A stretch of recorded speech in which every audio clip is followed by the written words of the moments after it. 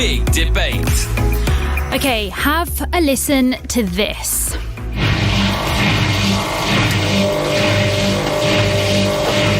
That is a sound of a washing machine, my washing machine.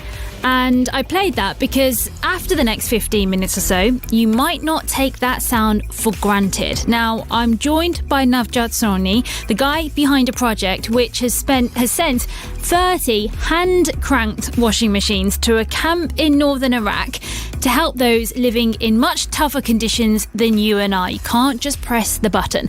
Now, back when he launched the washing machine project in 2018, can you guess what his inspiration was?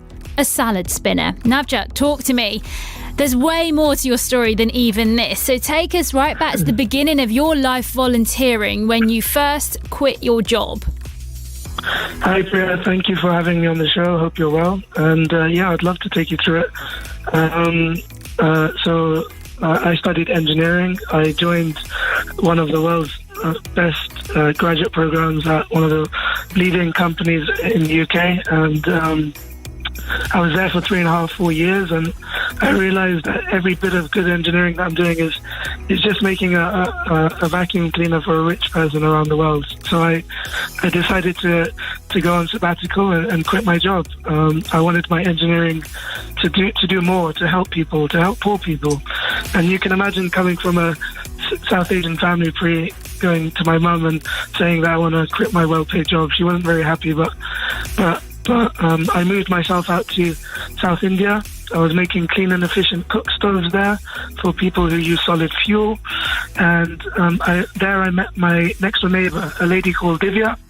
Divya was a 30-something stay-at-home mom, spoke perfect English, one of the only ladies on the street that spoke English. And she spent hours and hours a day on unpaid labor, searching for wood to cook her food, hand washing her clothes. And I promised Divya a manual washing machine. And that's where the inspiration came from. It was the frustration and the promise to help my friend Divya. Navjot, when you made that promise, did you have any idea how to make one? Well, as an engineer, I'm always problem solving and always kind of work. But, it's just seeing Divya conduct this activity 20 hours a day, 20 hours a week, back-breaking work, skin irritation, that I thought, there must be a better solution. Okay, so when it comes to making a washing machine, your inspiration, your mind was tricked along by a salad spinner. So talk us through that. Yeah, so I came back to the UK after a year in South India, and I started the washing machine project. And so we make manual washing machines that save time, water and effort for 70% of the world's population who hand wash clothes. So I got it my friends together around my mum's kitchen table, and we were finding inspiration about how to conduct this activity. And there was a salad spinner at the corner of the kitchen, and we were like, why don't we just make it on the basis of this? And it's a minimum effort, maximum spin. So, lots of rotations and minimum inputs. That sounds like quite a good USP for selling any washing machine, to be honest. So you made these and you started the project back in 2018, and the first bunch were shipped to North Iraq. Why was that? What made you think of that? And how did it just make you feel seeing them kind of be put to use and sent off? Yeah, so we've grown quite significantly in 2.5 years. It's been fantastic, the uptake. We've had orders from all around the world. And, Pria, we're here to give people the dignity of clean clothes. As a person, I don't want people getting on their hands and knees, majority women getting on their hands and knees doing this backbreaking work. And, we've got plans for the next 3 years to distribute 7,500 washing machines, and we're distributing in refugee camps around the world. And in Iraq, there's a massive need because of water scarcity and a lot of inequality there. So we're just trying to alleviate as much burden as possible.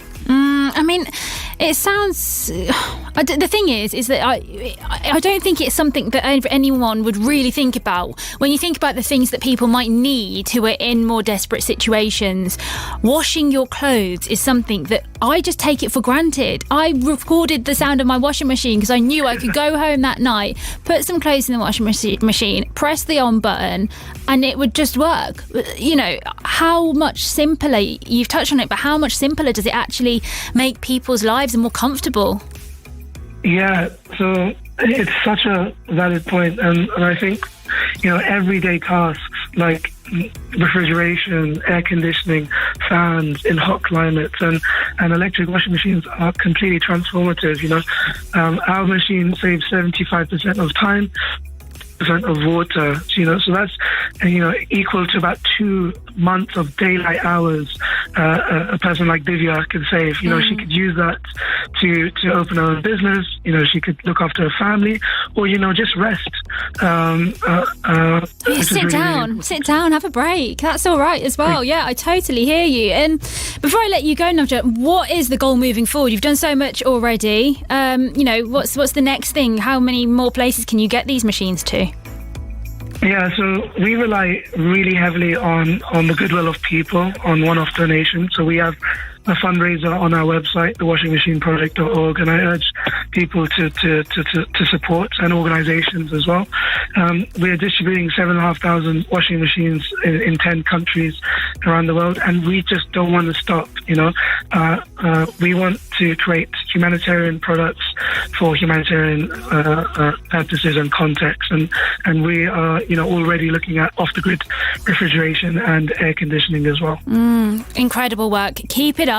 Lovely to speak to you, Navjot. That is Navjot Swani, founder of the Washing Machine Project. Okay, right. It is nearly coming to the end of the show, but before I go, here's Jazz Dami and Alan Sampson.